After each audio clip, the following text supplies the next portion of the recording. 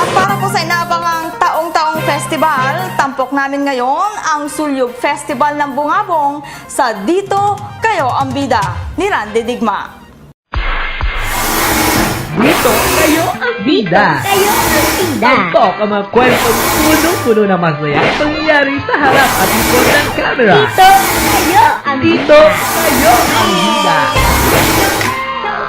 Hello po! Andito tayo ngayon sa bayan ng Bungabong dahil pinadala tayo ng ating gobernador upang itampok natin sa KPSM ang masayang festival nila na huwawa talaga! Bonggang-bongga!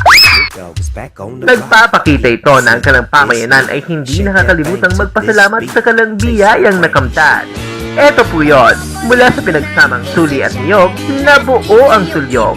Ang suli na salitang katutubo ng ibig sabihin ay banana. Naku po, di ba yun ay kapag hinog? Pero biro lang, dahil baka si Naining at Totoy ay nanonood. Watch nyo muna, niyog at banana. Bananas in pajamas are coming down. Kaya nako, mabuti pa tanungin agad natin ang mga mamamayan dito kung ano nga ba para sa kanilang sulyog. Sa ugalian nating Pilipino na ginaganap natin taon-taon upang masariwa natin ang mga produktong pananim. Una-una po ang saging at niyog na number 1 produkto dito sa ating lalawigang Mindoro.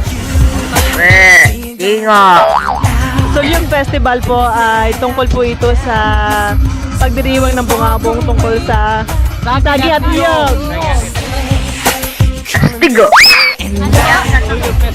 Ang Sulyog Festival po ay yung saging, uling at niyog. Tuwing piyesta po ng bungabong, ginaganap po yung street dancing, tapos yung mga peldemo po. Yun po yung masasabi ko, napakaraming tao, mas marami pong tao ngayon. Ang totoo. Okay mga ka-KPSM, nasasaksihan nyo po sa likuran ko ang napakaraming tao at ilan lamang sa kanila o marami sa kanila ay hindi taga rito sa Bungabong pero dinarayo nila ang Sulyog Festival. At sabi nga kanina lamang, ang Sulyog Festival ay kombinasyon ng tinatawag na banana at saka niyog kung saan nga ay tampok ang pagpasalamat nila sa kanilang mga inaani. Sa aming pagbisita sa bayang ito, Mayor Bobot Umali agad naming kinumusta. Mayor, kumusta naman ang inyong bayang kay ganda? Yes. Thank you very much and welcome sa inyo po dito sa bayan ng Bungabong. Ano ba layunin ng inyong pagdiriwang na ito? Kasi yung pong saging at yung natin ngayon dito, much more na binibigyan natin ng malaking programa pagdating sa agrikultura, lalo tigit sa upland, no? Ang saging po at yung ay nanggagaling po most probably sa upland, although meron din sa lowland.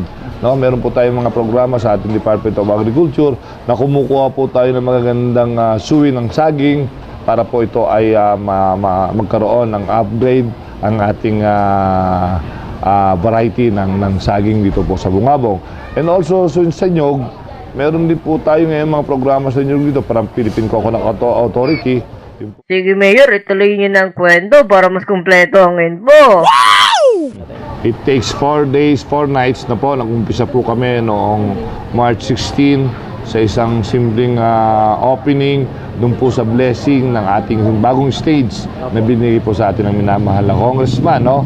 Second day, nung gabi po, normal na ginagawa po namin tuwing fiesta, yung pong ating mass wedding. No? Nag-start po kami ng mass wedding with 46 pairs, yung mass wedding na yon. And then, after ng mass wedding, siyempre, yun na yung barangay night. Nagpapasalamat po ako sa aming ABC President kasi sila na rin po yung kumuha ng Raging Divas para po nagpalabas ng barangay.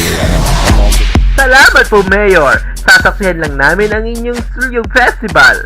At dahil ito ay contest, mangusta na agad tayo sa grupo na malakas ang confidence. Bakit kayo sumasali dito, Neng? Para manalo. Para manalo. Opo. Kumaway muna kayo doon sa TV. Hello! Sabi Buhay ang Kuya Alvitoro! Nako ha, sigurado, mananalo daw sila. Totoo? Kita sa hurado. Kaya naman, tutok agad kami sa kalang iba't ibang performance. Kaya let's take a look at enjoy ang kalang makapigil hinigang dance step. Naku po, kakakaba naman. Baka mahulog ako dito. Ito ang aming pinagmamalaki. Joron! Anggay kami. Bakit? Sinabi ko bang sa Iboy ka, ha? Nako, kailangang i-full blast na natin ang panonood at saksihan ang mga nakakatuwang eksenang eksklusibong dito nyo lang mapapanood. Roll, BDR!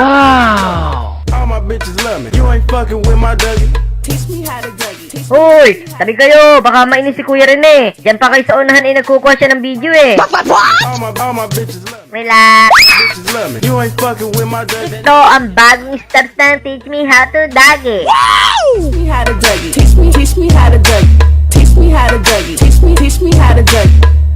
Bigay na bigay naman si ate oh. Tingnan nyo. Oh la la. Viva Sulyog! Viva San Jose! Eto naman, social, di ba? Tika, sino ba siya? Ibo, ikaw ba ulit yun?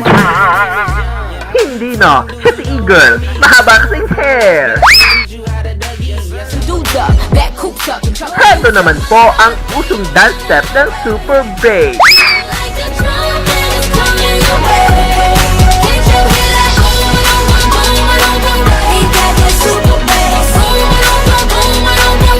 Ang nag-arrange nito? Actually sir, kami mga teachers naglabas sa National High School. Okay. So sa tingin mo ba ay mananalo kayo sa dahilan dito sa mga props nyo na ito? So far, nanalo kasi pinag-isipan at yung concept na to. Wow na wow ang selebrasyong ito.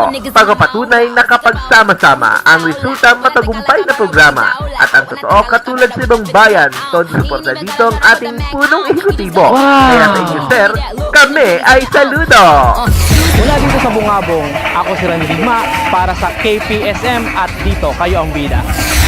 Party shine bright when it started blooming. This beat was bubble gum, so I had to chew it. Teach me how to Dougie. Teach me how to Dougie. Teach me how to Dougie. Teach me how to Dougie. All my bitches love me. All my bitches love me. All my bitches love me. You ain't fucking with my Dougie. Teach me how to Dougie. Teach me how to Dougie. Teach me how to Dougie. Teach me how to Dougie. All my bitches love me. All my bitches love me. All my bitches love me. You ain't fucking with my Dougie. That name is Young.